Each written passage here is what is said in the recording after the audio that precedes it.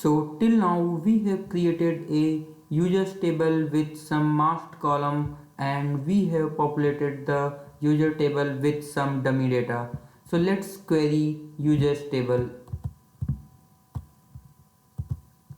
So here you might wonder that no masking is applied on any of the column.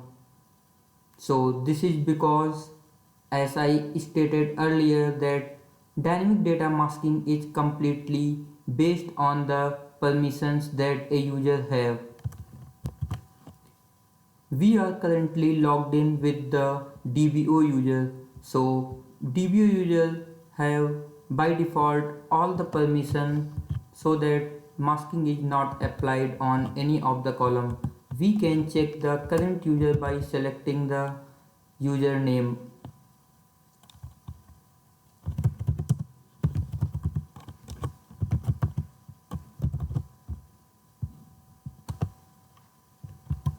So here we can see our current user is DBO.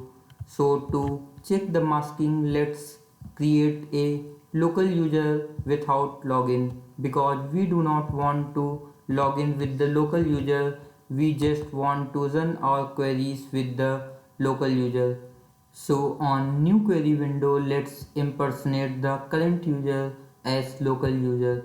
So execute as user equal to local user will impersonate the current user as local user. So now let's query the users table. So now we can see that SQL Server is showing the error that current user does not have select permission on the users table. So let's grant the select permission on users table. So we can use the syntax grant select on users to local user.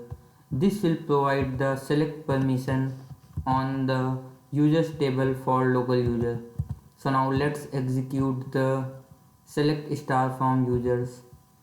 So now here we can see that masking is applied as we have defined on different column. For the first name column we have defined the partial masking. So as we have stated that it will display first two column and last two column, and rest of the character will be masked as dot dot dot.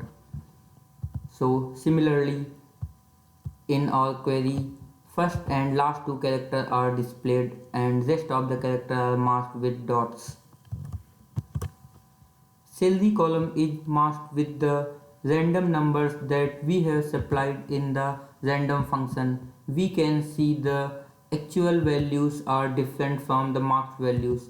Each time we run the query, our result will be different for the salary column as it is masked with the random. Data birth column is masked with the default value of date time. Default value of date time is 0111900 and all the times are in 0. Our phone number field is masked with the default values and email field is masked with the email function, as we have defined email masking for the email field, and SSN field is not masked because we haven't defined any masking function for the SSN field. So let's define masking for the SSN field by altering the user table.